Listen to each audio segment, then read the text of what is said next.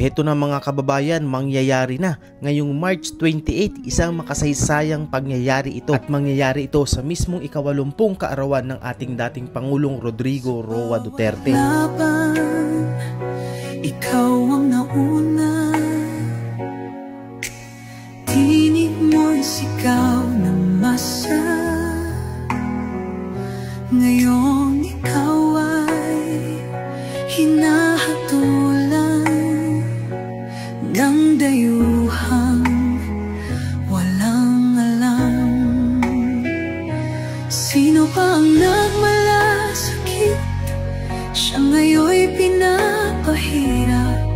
Pilipinas ay lumuluha, hustisya ang sigaw ng madla. Tatay, di ko, hindi ka nag-iisa. Milyon-milyong puso ang kasama. Ang bayang minahal mo ng tapat, hindi kailanman lilimot sa iyong hirap. Ilang taon mong isinakripisyo, kapayapaan, kaunlaran para sa Pilipino. Ngunit ngayon'y dinadala sa dayuhan, parang wala nang saysay ang paglaban.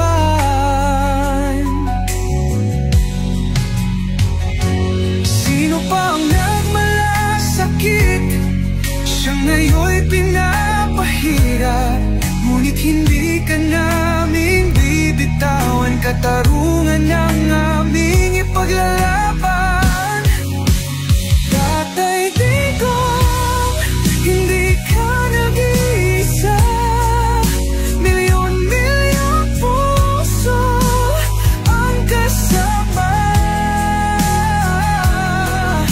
Ang bayang minahal mo ng tapat, hindi kailanman lilimot sa iyong hirap.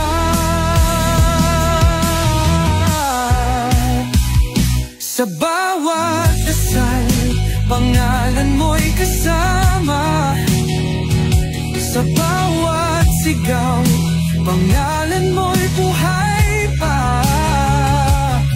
Hindi ka susukuan ng bayan, ipaglalaban ka ng sambayanan. Tatay, Digong, hawak kamay nating ipakita ang pagmamahal ng bawat Pilipino sa'yo. Ang laban mo'y laban din namin, hanggang hustisya ay makamit natin. Hindi ka nag-iisa, Tatay Digong. Ang pagmamahal ng bayan ay di matutunaw, kahit anong unos, kahit anong pagsubok. Heto na nga mga kababayan, ready na ba ang lahat? March 28, markahan nyo na po yan ngayong buwan na to. Araw po yan ng Biyernes. At yan nga po ay ika-80 kaarawan ng ating nag-iisang dating Pangulong Rodrigo Roa Duterte. So yan nga po yung tinatawag na Synchronized 24-hour Global Peaceful Prayer Rally in History. So let's make history. Crowds are already gathering or organically. Imagine the impact if we unite and show the world our strength. So isa po itong challenge po, no, a Guinness World Record, na kung saan lahat tayo ay magsama-sama bilang pagsuporta sa ating nag-iisang Rodrigo Roa Duterte. At nananalangin po ang lahat na siya ay ibalik na dito sa ating bansang Pilipinas na maayos, at maganda ang kalusugan. Lingid po sa ating kaalaman ay kabi-kabilaan nga po ang mga nagaganap na peaceful rally, peaceful motorcade at marami pang pagtitipon bilang talagang matinding pagsuporta kay FPRRD. Kaya naman ayan, iniimbitahan ko po kayo ngayong March 28. Pwede po kayong makipag-ugnayan sa mga grupo dyan sa inyong lugar na mag-organize ng isang peaceful rally. No? Buong Pilipinas po to mga kababayan, isang candle lightning. So March 28 po mga kababayan. Okay? So yun, at sana po ay lahat tayo ay makiisa at sumama, no, bilang pagsuporta sa ating nagmamahal at nag-iisang may malasakit para sa ating mga Pilipino at sa ating bansang Pilipinas. Yun lamang po at maraming salamat sa inyong panonood. At ito pong video na to ay noong nandito tayo sa Liwasang Bonifacio. Ganito po ang mangyayari, no, sa bawat lugar dito sa Pilipinas. Liliwanag po ang ang madilim na paligid ay magliliwanag. Yun lamang po at maraming salamat.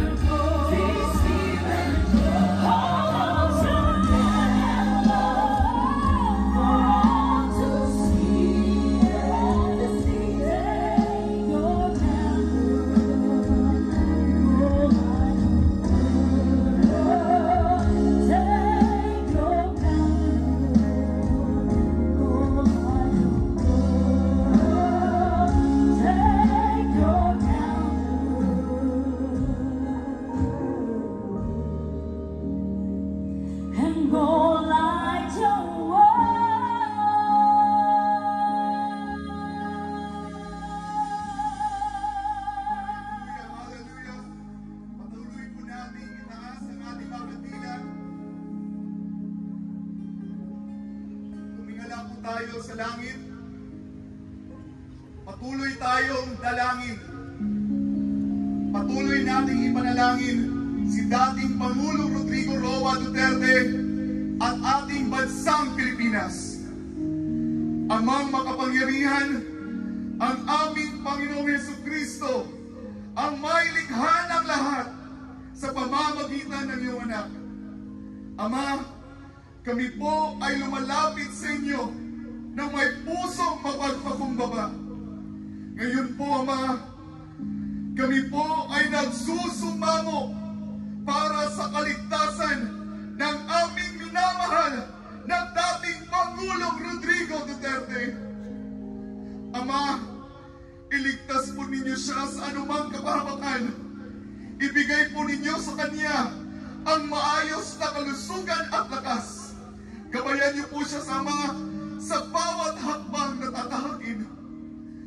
Dakilang Ama, amin pong idinadalangin na ibalik niyo po si dating Pangulong Rodrigo Duterte sa Pilipinas.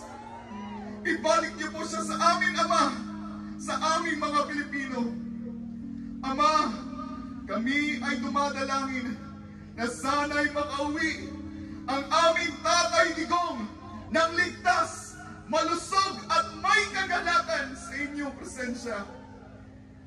Pinagdarasal din namin, Ama, ang kalusugan ni Vice President Sara Duterte, Mayor Baste Duterte, Congressman Paulo Duterte, Kitty Duterte at Hani Abansenia. Naway ingatan po ninyo sila, Ama, sa lahat ng oras at bigyan mo nawa sila ng lakas. Panginoon, kami po ay nagdarasal para sa aming bansang Pilipinas na sana'y maghari ang kabutihan, pagkakaisa at hustisya, na ang mga tamang lider na may malasakit at malasakit sa bayan ang magpapatibay sa aming gobyerno at sa aming mga institusyon. Iligtas niyo po kami, Ama, mula sa mga lider na walang malasakit sa kanilang mga nasasakupan, at turuan kaming magtulungan para sa ikabubuti ng bawat Pilipino. Ama, nawa po ay magpatuloy ang inyong biyaya at gabay sa bawat Pilipino at sa aming bansang Pilipinas. Ito po ang aming dasal. Ibalik niyo po ang aming Tatay Digong. Ibalik niyo po si dating Pangulong Rodrigo Duterte dito sa Pilipinas. At sa aming pong pagpapatuloy, ang lahat ng papuri, ang lahat ng pagpapasalamat, ang lahat ng pagsamba, aming ibinabalik sa iyong pangalan, ang aming Panginoong Jesucristo na may likha ng lahat sa pamamagitan ng iyong anak. Amen at Amen. Hallelujah! Patuloy po natin ang ating mga